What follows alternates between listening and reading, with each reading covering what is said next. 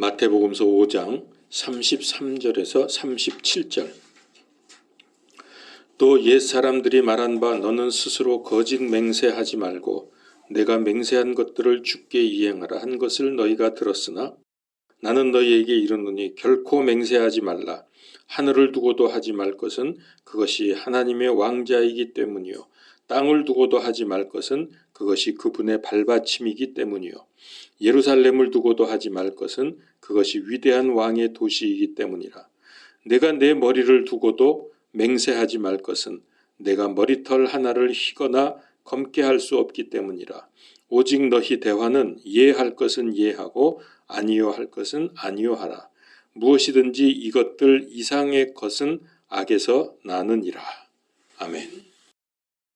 대한민국의 기독교인이라면 그리고 불신자라도 이름만 대면은 알만한 어떤 목사님께서 요즘 시국에 대해서 설교 시간에 이렇게 말하는 것을 들었습니다. 네가 옳은지 내가 옳은지는 하나님만 아신다. 그러니까 옳고 그름의 판단은 유보하고 기도합시다. 어떻게 생각하십니까? 당연히 기도해야죠.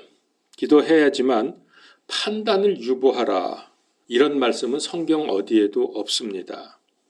물론 근본적으로 하나님이 다 하시죠. 그러나 행동하는 하나님의 사람을 통해서 하십니다. 구약의 대언자들을 보십시오. 그들은 나라가 하나님의 뜻을 거스르고 잘못 나갈 때 고난과 비난을 무릅쓰고 왕과 위정자들에게 대항했고 감옥에 갇혔습니다. 그러다가 죽기도 했습니다. 신약에서도 세례 요한 헤롯의 잘못을 지적했다가 참수당했습니다. 예수님의 12사도도 예외 없이 순교했습니다. 기독교 역사상 많은 순교자들이 나왔죠. 우리가 기도만 하면 만사형통한다라는 이런 설교가 가끔 들립니다. 이렇게 맞는 것 같지만 잘못된 믿음을 강단에서 설파하는 경우들이 있습니다. 그러면서 이제 간증식으로든지 예화식으로 나는 아무것도 안 했는데 기도만 했더니 하나님이 다 해놓으셨다. 이런 간증이나 예화를 들으셨을 겁니다. 그럴 수 있습니다. 저는 그거 부정하지 않습니다. 그러나 그런 거는 모든 경우에 해당되는 게 아닙니다. 오히려 아주 적은 경우에만 해당이 됩니다. 만일에 이 주장이 맞다면 순교자는 왜 나오며 계시록 6장에도 보면 순교자들이 하나님께 탄원을 하죠. 그랬더니 하나님 이러십니다. 조금만 더 기다리라. 그러면 된다고 말씀하셨습니다. 과연 이 설교처럼 지금이 판단을 유보할 때인가? 지금 이와 같이 나라 구석구석에 간첩들이 득실거리고 더러운 영달을 위해서 나라 팔아먹는 매국노들이 국회와 법원과 교계 등에서 활동하고 있는데 망할 위기에서 판단을 유보하고 숨어서 기도만 하면 다 해결된다? 그러면 바울은 왜 목숨 걸고 복음 전하러 다녔습니까? 골방에 숨어서 기도만 하고 있으면 될 거를 굳이 다니다가 얻어맞고 죽을 위기를 수없이 넘겼습니다. 야고보서에 이런 말씀이 있죠. 행함이 없는 믿음은 죽은 믿음이다. 그러면 이 말씀은 어떻게 이해를 해야 합니까? 그리스도인들을 중심으로 애국 시민들이 이번 겨울에 매서운 추위를 뚫고 모여서 외치고 또 청년들은 잡혀가고 그렇게 했습니다. 만일에 이런 희생이 없었다면 어떻게 국민을 깨우고 여론조사에서 과반을 얻겠습니까? 근데 아주 고약한 거는 그 큰 교회, 그 많은 교인들을 이끄는 목사님들이 교묘하게 잘못된 방향으로 국민들을 호도하는 경우가 적지 않은 듯합니다. 판단을 유보하라. 뭐가 뭔지 몰라서 판단을 유보하면 이 나라는 중국에 먹히게 되고 공산화돼서 그러면 어떻게 되는지 뻔히 아시죠? 교회는 모일 수 없습니다. 코로나 시절에도 교회 못 모이게 해서 참 어려움을 많이 겪었는데 만약에 이게 본격적으로 중국과 연결이 돼가지고 저런 이상한 당과 사람이 권력을 잡게 되면 이 나라가 어떻게 되겠습니까? 아시지만은 이미 몇 년 전에 중국은 기중기를 통해서 교회 십자가를 다 부러뜨리고 불태웠습니다. 그런 일들을 당한 거는 중국 기독교인들이 기도를 하지 않아서 그런 게 아니라 제가 중국에 여러 번 들어가서 강의하고 설교를 했지만은 그들은 정말 순수한 믿음, 열정적인 믿음을 가지고 기도 많이 합니다. 지금 이런 상황에서 중도니 중립이니 하면서 비겁한 수를 쓸 때가 아닙니다. 대놓고 교회 핍박하고 무자비하게 공격하는 이 마귀 세력을 향해서 전면전을 선포하고 순교를 각오하면서 싸워야 될 때에 이게 잘 생각해야 됩니다. 판단을 유보하라? 이게 참 곤란하죠. 그렇게 되면. 나치에 협력했던 독일 교회가 행동하지 않고 권력 뒤에 숨어서 그들을 축복했습니다. 그것 때문에 세계 제1차, 2차 대전이 일어났고 수천만 명이 죽음을 당했습니다. 얼마나 비참한 결과를 가져왔는지 모릅니다. 자, 성경에서 또 하나 예를 들어봅시다. 에스더서입니다. 그때 무슨 일이 있었습니까?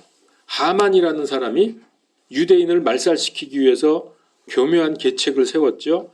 그거를 알고 유대인들이 그 에스더를 중심으로 모여서 뭉쳐서 기도했습니다. 당연히 기도해야죠. 그러나 기도만 하고 뭐 이걸 우리가 어떻게 해야 될지, 우리가 죽을지 살지는 하나님께서 하실 거니까 판단 유보하고 우리는 기도만 하자. 그랬습니까? 에스더도 함께 금식기도 했고 금식이 끝나니까 죽을 각오를 하고 왕 앞에, 왕이 부르지도 않았는데 왕에게 나가면 그 죽을 확률이 많습니다. 왕에게 위험하다고 생각이 돼서 그러죠. 근데 그냥 나갔어요. 죽기를 각오하고. 잘 아시죠? 죽으면 죽으리라 그러고서 나가서 왕을 만나고 뭐 이런저런 일을 하고 그 다음에 잔치를 벌이면서 왕과 하만을 초청하고 이런 여러 가지 행동이 있는 과정을 겪으면서 드디어 승리를 거두는 일을 잘 알고 있습니다.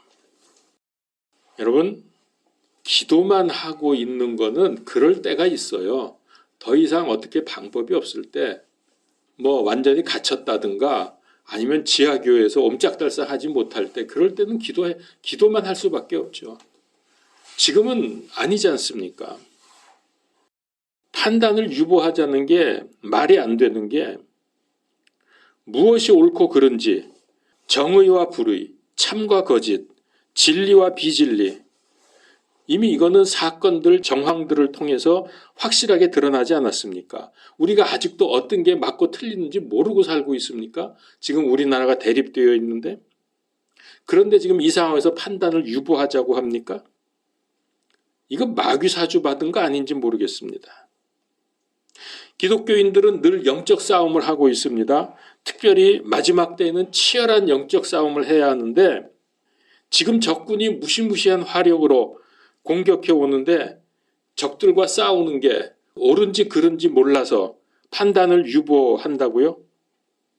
이게 말입니까? 소입니까? 평소에 말씀 보고 기도하고 이런 영적 생활을 하면서 영적 판단력을 키워야지요. 수단 방법 가리지 않고 쳐들어와서 지금 나라 무너뜨리려고 하는데 지금도 뭐가 뭔지 몰라서 누가 옳은지 모르니까 이제서야 우리 기도해보자. 여러분, 옳고 그름이 분별이 안 되면 그 영적 소경입니다. 소경이 소경을 인도하면 둘 다 구덩이에 빠지죠.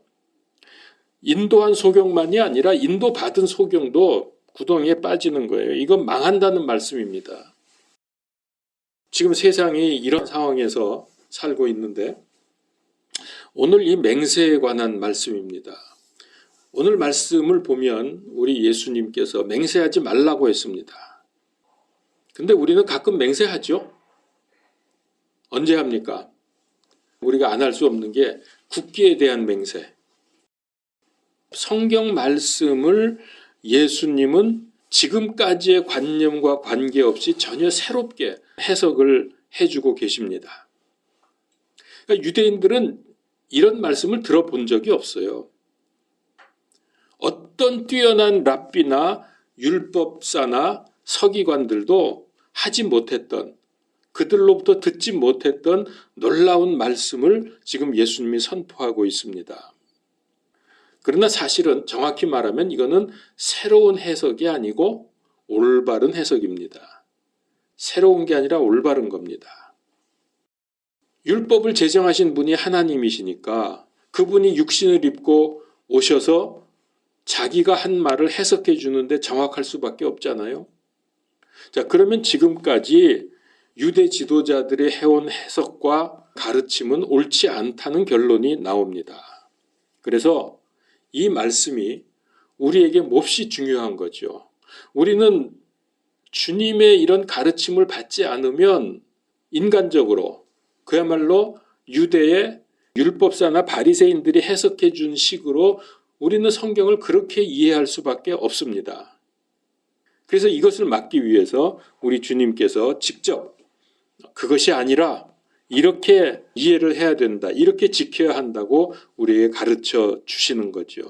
그래서 우리가 산상보훈의 이 부분을 배우면서 여기서 끝이는 게 아니라 성경 전체를 이해하고 해석하는 기반으로 삼아야 됩니다. 아, 성경은 이렇게 이해를 해야 되는 거구나.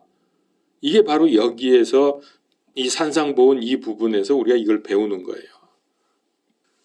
사람들은 지금까지 율법을 비롯해서 하나님의 말씀이 외적인 행동에 관한 말씀인 줄 알았습니다. 그런데 그게 아니라 마음과 동기의 문제인 것을 우리 주님께서 지적하신 것이죠. 그래야 올바른 믿음이 되는 거죠. 그러니까 오늘 말씀은 하나님의 이름으로 맹세하는 것을 악용하는 자들에게 대한 교훈과 경고입니다. 민수기 30장에 의하면 꼭 필요한 경우에도 맹세하지 말라는 말씀이 아닙니다. 율법은 거짓 맹세하면서 하나님의 이름을 망령되이 사용하는 것을 금지하고 있죠. 절대로 맹세하지 말라고 하지 않았습니다.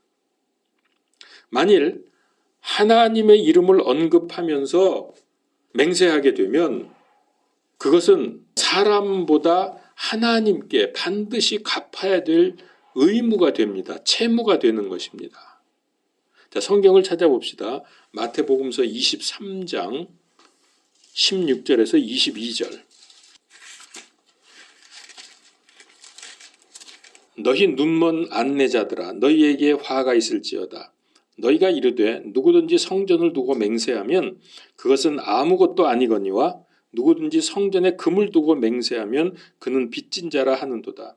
너희 어리석고 눈먼 자들아, 어느 것이 더 크냐? 금이냐 금을 거룩하게 하는 성전이냐? 또 누구든지 제단을 두고 맹세하면 그것은 아무것도 아니거니와 누구든지 그 위에 있는 예물을 두고 맹세하면 그는 책임이 있다 하는도다. 너희 어리석고 눈먼 자들아, 어느 것이 더 크냐? 예물이냐 예물을 거룩히 구별하는 제단이냐? 그런즉 누구든지 제단을 두고 맹세하는 자는 제단과 그 위에 있는 모든 것을 두고 맹세하며 또 누구든지 성전을 두고 맹세하는 자는 성전과 그 안에 거하시는 분을 두고 맹세하고 또 하늘을 두고 맹세하는 자는 하나님의 왕좌와 그 위에 앉으신 분을 두고 맹세하느니라. 자, 여기 앞에서 산상보훈에서 예수님의 맹세에 대한 교훈을 말씀하시고 다시 뒤에 가서 맹세에 대해서 또 지금 이렇게 예를 들어서 예화로 말씀을 해주고 있죠. 그리고 이제 오늘 말씀의 34절에 보니까 결코 맹세하지 말라 그랬어요. 결코 맹세하지 말라. 아주 강력한 명령문이죠. 자, 요즘은 어떻습니까? 약속한 내용을 어떻게 하죠? 문서화하든지 또 공증을 하죠. 그리고 사진을 찍거나 동영상으로 이렇게 증거를 남깁니다. 그러나 예수님 당시에는 이런 걸 할 수가 없었기 때문에 맹세가 보편적이었습니다. 특별히 유대인들은 하나님의 이름으로 맹세했습니다. 그건 뭐냐면은 하나님으로 이름으로 맹세를 했으니까 이건 내가 반드시 지킨다, 그런 뜻이죠. 하나님의 이름으로 한 맹세를 지키지 않으면 하나님을 모독하는 것이 됩니다.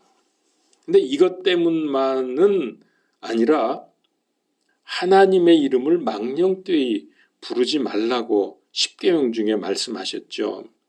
그래서 사실 유대인들이 실제로 하나님의 이름을 입에다 올리는 것을 두려워했어요.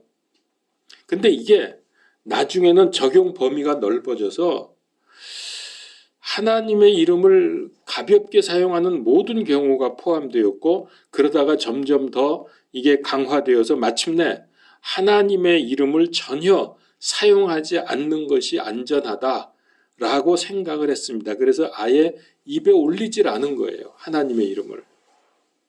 성경에도 하나님의 이름을 쓰지도 않았어요. 불경하다고. 어떻게 인간의 손으로 하나님의 이름을 쓰느냐, 뭐 이런 생각이 그들에게 있었습니다. 제가 잠깐 요거에 대해서 설명을 좀 말씀을 드리면, 하나님을 가리키는 단어가 우리가 가장 잘 아는 게 여호와 아닙니까? 그래서 개역 성경을 비롯해서 모든 성경은 다 여호와 혹은 야훼, 요즘에는 발음이 이게 고증을 해보니까 여호와보다는 야훼가 맞다, 그래서 이제 야훼로 하는 사람들도 많이 있습니다. 그래서 성경에 보면 여호와 하나님께서 뭐 이러면서 다 사용을 합니다. 근데 이제 유대의 이런 관념 때문에 본래 히브리어에서는 여호와라고 안 쓰거든요. 그래서 킹제임스 성경에서는 여호와라고 하지 않고 주라고, 그냥 이렇게 주라고 번역을 했습니다. 성경 공부하다 보면 이제 이런 게 가끔 나오는데, 여러분 성경, 우리가 갖고 있는 성경 읽어보세요. 여호와란 이름이 안 나와요. 전부 주라고 그렇게 되어 있습니다. 히브리어로 하면은 아도나이고, 헬라어로 하면은 큐리오스, 라틴어로 하면 도미누스, 뭐 이런 말이 됩니다. 하여튼, 자, 그런데 성경은 전체적으로 보면 맹세를 완전히 금지한 것은 아닙니다. 구약은 하나님께 대한 맹세와 서원을 허락합니다. 민수기나 신명기에 보면 그게 나오거든요. 하나님을 두고 맹세하는 것을 인정을 해요. 자, 예를 들어봅시다. 아브라함이 종 엘리에셀에게 자기 아들 이삭의 아내를 데려오도록 할 때 하나님을 가리켜 맹세하게 했습니다. 그리고 심지어 정직을 증명하기 위해서 여호와를 두고, 주를 두고 맹세하게 하고 있습니다. 출애굽기 22장 11절에 보면 그것을 맡은 자가 자기 이웃의 물건에 손을 대지 아니하였다고 두 사람 사이에서 주의 맹세를 할 것이요. 그러니까 물건을 지금 맡겼는데 잊어버렸어요. 그래서 이제 여기에 대한 맹세를 하라는 거죠, 주의 이름으로. 그러니까 중요한 거는 헛된 맹세, 거짓 맹세를 금지하신 것입니다. 왜냐하면은 거짓 맹세는 하나님께 욕을 돌리는 것이기 때문입니다. 그런데 예수님은 오늘 말씀을 보니까 맹세 자체를 금지하셨어요. 야고보서 5장 12절에 그러나 내 형제들아, 무엇보다도 먼저 맹세하지 말지니 하늘로나 땅으로나 다른 어떤 맹세로도 맹세하지 말고 오직 너희는 예는 예라 하고 너희의 아니오는 아니오라 하라. 이것은 너희가 정죄에 빠지지 아니하게 하려 함이라. 예수님은 인간의 맹세가 얼마나 거짓된 것인가를 간파한 겁니다. 물론 처음부터 거짓말할 뜻이 없었지만은 상황에 따라서 결국 거짓말이 되는 수가 있습니다. 뭐 우리 그런 경우들 있잖아요. 원래 그렇게 하려고 안 했는데 어쩔 수 없이 약속을 지키지 못하는 경우. 그래도 그것은 자신뿐만 아니라 관계된 사람들에게 상처를 주고 죄를 짓게 하는 겁니다. 당연히 그렇게 되면 믿는 사람들이 하나님께도 욕을 돌리게 됩니다. 사람은 아무리 자신이 있고 확신한다고 해도 미래의 일을 결정지을 수 없죠. 그래서 차라리 맹세하지 않는 게 죄를 짓지 않는 것이고 그게 안전하다. 이런 생각이 있는 거죠.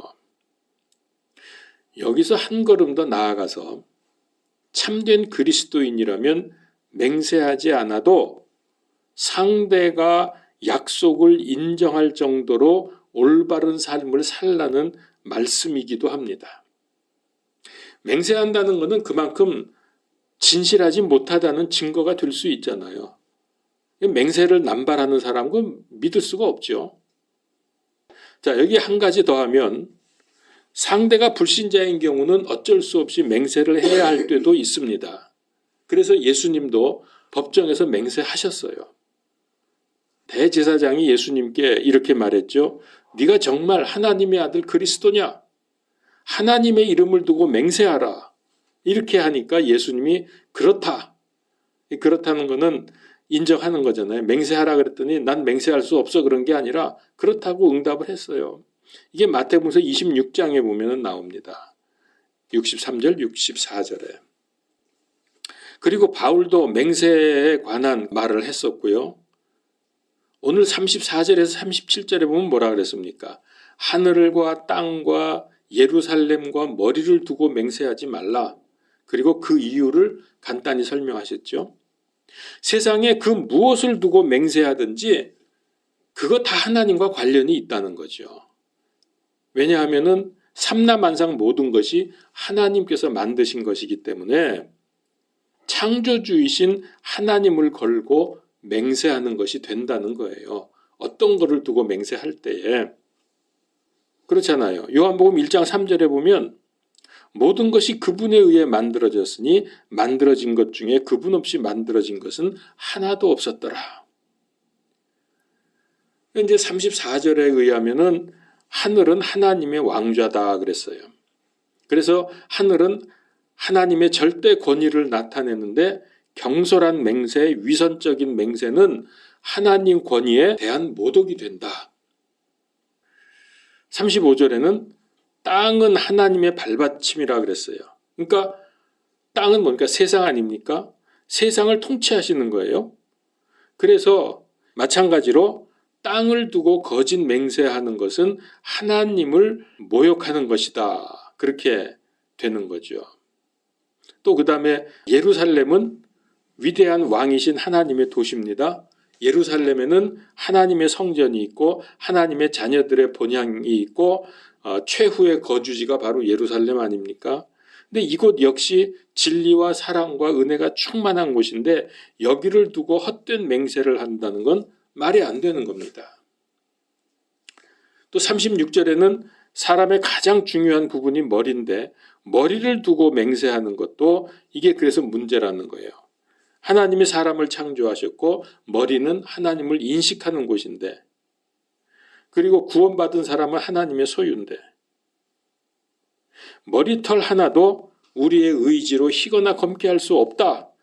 만약 나 머리 희게 할 거야, 검게 할 거야, 금발로 할 거야 이렇게 할 수 있다면 제가 지금 이렇게 흰머리 많이 갖고 있겠습니까?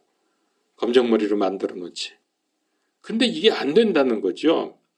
그러니까 이런 거는 전부 하나님이 주관하시는 건데 이런 걸 두고 맹세했다가 거짓이 되면 하나님을 욕보인다는 거예요. 왜 이런 예를 말씀하셨는가 하면 하나님의 이름으로 맹세하지 말라니까 사람들이 어떻게 해요? 순종하는 척 합니다. 순종하는 척 하면서 편법을 썼기 때문입니다. 하나님의 이름 대신에 뭘로 해요? 하늘을 두고 맹세하고 땅을 두고 맹세하고 예루살렘을 두고 맹세하고 머리를 두고 맹세를 했단 말이에요. 이게 바로 인간의 편법이죠. 하나님의 이름만 안 되면 된다 이거지. 그래서 우리는 여기서 하나님께서 맹세를 절대로 금지하신 것은 아니다라고 하는 것을 아실 필요가 있어요. 자, 성경을 찾아봅시다. 히브리서 6장 16절.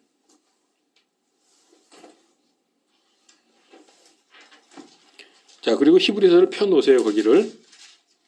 히브리서 6장 16절. 진실로 사람들은 더 큰 자를 두고 맹세하나니 확증하기 위한 맹세가 그들에게는 모든 다툼을 끝내는 것이니라. 더 큰 자를 두고, 우리에게 가장 큰 자는 누굽니까? 더 이상 큰 자가 없는 분이 하나님 아닙니까? 그렇게 할 때 다툼이 끝난다 그랬어요. 또 심지어는 하나님도 맹세하셨어요. 그 다음에 보세요. 17절.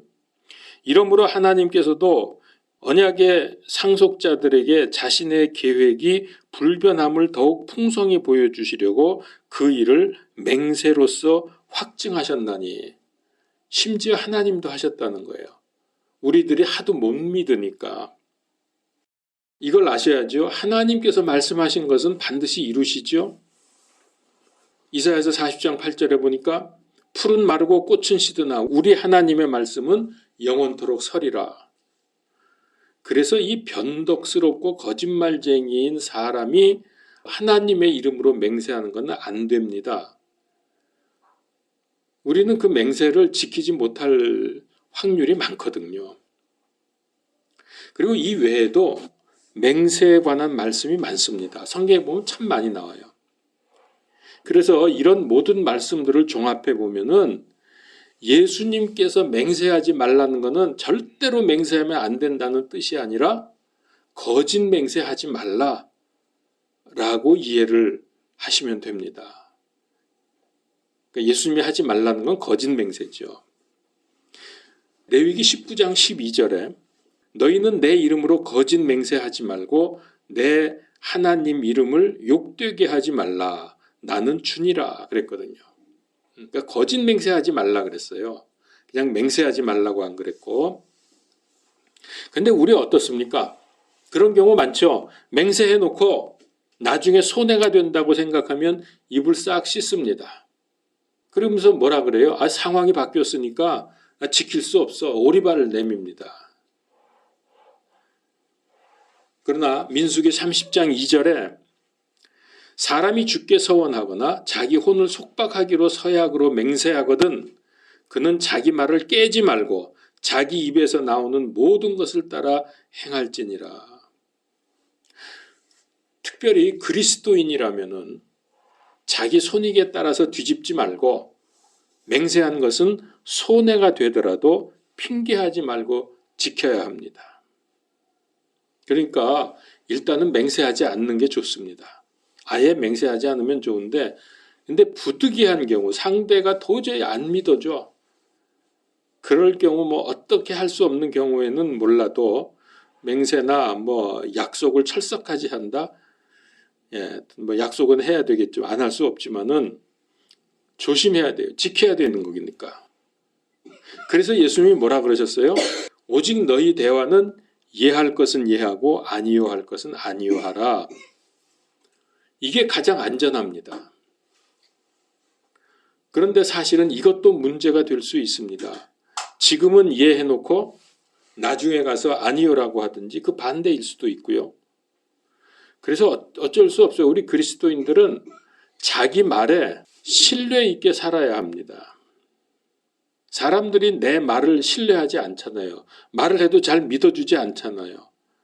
그러면 어떻게 해요? 믿으라고 하기 위해서 자꾸 맹세하게 되고, 그렇게 되면 그 맹세 자체가 의미가 없어지는 거예요. 그래서 아예 우리는 내 말에 신뢰를 줘야 돼요. 사람들에게. 늘 말한 거 지키고 약속한 거 지키고 손해가 돼도 지키고. 그래서 여기에 이제 제가 좀 더 부언을 하게 되면, 맹세해야 할 때도 하지 말라는 말씀은 아니다. 혹시 여러분 법정에 설 때도 그렇습니다. 내가 거짓 증거하지 않겠습니다 하고 선서하잖아요. 법정에 서면은. 이것도 맹세입니다. 맹세했으면 지켜야죠. 거짓 증언하지 않겠다고 선서해놓고 거짓 증거하면 안 되죠. 신명기 10장 20절. 너는 주 내 하나님을 두려워하여 그분을 섬기며 그분을 굳게 붙들고 그분의 이름으로 맹세하라. 여기 맹세하라 그랬어요. 반드시 맹세한 대로 해야 한다는 뜻이 들어있는 거죠. 자, 그러면 예수님께서 하신 맹세하지 말라는 무슨 뜻입니까? 사람들이 쉽게 위기를 모면하기 위해서 지킬 수 있는지 없는지 깊이 생각하지도 않기 때문에 그러는 겁니다. 하나님의 이름으로 맹세하고 지키지 않으면 하나님의 이름을 망령되이 일컬은 것이 됩니다. 사람은 말과 행동이 얼마나 일치하느냐에 따라서 그 사람의 인격과 가치가 결정이 됩니다. 맹세 말씀을 통해서 언행이 일치된다는 이 엄숙한 명제를 가슴에 새겨야 합니다. 먼저는 맹세하지 않아도 믿음을 줄 수 있는 사람이 돼야죠. 꼭 맹세해야만 겨우 믿어주는 게 아니라 내가 그렇다면 상대방이 그냥 믿어줄 수 있는 그런 사람이 되는 게 중요합니다. 자, 우리가 교회 다니면서 믿음 생활하면서 어떻게 생각합니까? 오늘 설교 말씀 드리니까 내가 이웃을 사랑해야 되겠구나. 정말 내 몸과 같이 사랑해야 되겠구나. 아, 내가 이제는 성의껏 헌금을 드려야 되겠구나. 말씀과 기도 생활을 제대로 해야 되겠구나. 이런 결심과 그런 생각을 하게 되잖아요. 그것도 일종의 하나님 앞에서 서원 같은 겁니다. 서원입니다. 먼저 우리가 사람 앞에서뿐만 아니라 하나님 앞에서 믿음직한 사람이 됩시다. 동시에 사람들 앞에서도 믿음직한 삶을 살아야 하겠습니다. 자, 이제 제가 마지막으로 이야기 하나 해드리고 마치겠습니다. 기원전 560년에 증자라는 사람이 살았습니다. 이 사람의 일화를 말씀드리죠. 그는 중국의 춘추 전국 시대의 노나라 사상가였고 공자의 제자였습니다. 처음에는 우둔한 사람이라고 알려졌지만은 나중에 대성공한 사람입니다. 어느 날 증자의 아내가 시장을 가려고 하는데 그 옛날에는 아이들을 많이 낳잖아요. 여러 명. 한 대여섯 명, 7, 8명씩 낳는데 시장을 가려니까 이 아이들이 줄줄이 따라 나서면서 자기들도 가겠다고, 엄마 따라 가겠다고 나서는 거예요. 그러니까 엄마가 아이 그러지 말고 너네 집에 있어. 아무리 그래도 가겠다고 울면서 떼를 쓰는 거예요. 그러니까 엄마가 하는 말이 뭐냐면 야, 엄마 혼자 갔다 와서 시장 갔다 오면 너희들한테 돼지 잡아서 맛있는 거 해줄 테니까 집에서 기다려. 그러니까 그 말을 들으니까 이제 아이들이 물러선 거예요. 그리고서 이제 이 엄마는 시장에 다녀왔습니다. 시장에 갔다 온 부인이 깜짝 놀랐어요. 남편 증자가 돼지를 잡아놓고 아내를 기다리고 있는 게 아닙니까? 부인이 깜짝 놀라가지고 이게 무슨 일이에요? 누가 진짜 돼지 잡는 데써요? 애들 달래려고 한 말이지. 그때 증자가 뭐라 그럽니까? 그건 나도 아오. 하지만 당신이 아이들과 약속하지 않았소. 아이들 교육을 위해서도 약속을 지켜야 하고 당신의 인격을 위해서도 약속대로 해야 됩니다. 어서 요리나 하시오. 여러분 멋있게 생각됩니까? 그리스도인이 아니라도 말과 약속과 맹세, 서원 이게 얼마나 중요한 것이냐 하는 것을 깨우쳐주는 일화입니다. 야고보서 3장 2절 우리가 다 많은 것에서 실족하나니 만일 어떤 사람이 말에서 실족하지 아니하면 바로 그 사람은 완전한 사람이요 능히 온 몸도 제어하는 사람이라. 말에서 실족하지 않으면 완전한 사람이라고 성경이 그렇게 말씀하시잖아요. 마지막 때에 사는 우리는 맹세해야 될 때가 올 수도 있습니다. 특별히 마지막 때에 그럴 수 있습니다. 어떤 경우에도 나는 하나님에 대한 믿음을 배반하지 않겠다고 맹세해야 할 때가 있습니다. 사람들 앞에서. 그때는 주저하지 말고 믿음을 맹세하고 죽읍시다. 기도하겠습니다. 하나님의 은혜를 감사합니다. 우리에게 구원의 놀라운 은혜와 축복을 베풀어 주셨고 이제 이 소망과 기쁨과 감사함을 가지고 이 세상의 어떤 것과도 바꿀 수 없는 믿음의 삶을 살게 되었습니다. 주님, 지금 때가 몹시 악하고 마지막 때가 되어서 믿음을 배반하도록 강요하고 공격하는 이러한 세력들이 점점 일어나고 있습니다. 이때 우리가 주 앞에서, 사람들 앞에서 믿음을 맹세하고 심지어 믿음을 지키기 위해서 죽을 수 있는 믿음의 사람들이 되게 하여 주시옵소서. 예수 그리스도 이름으로 기도하옵나이다. 아멘.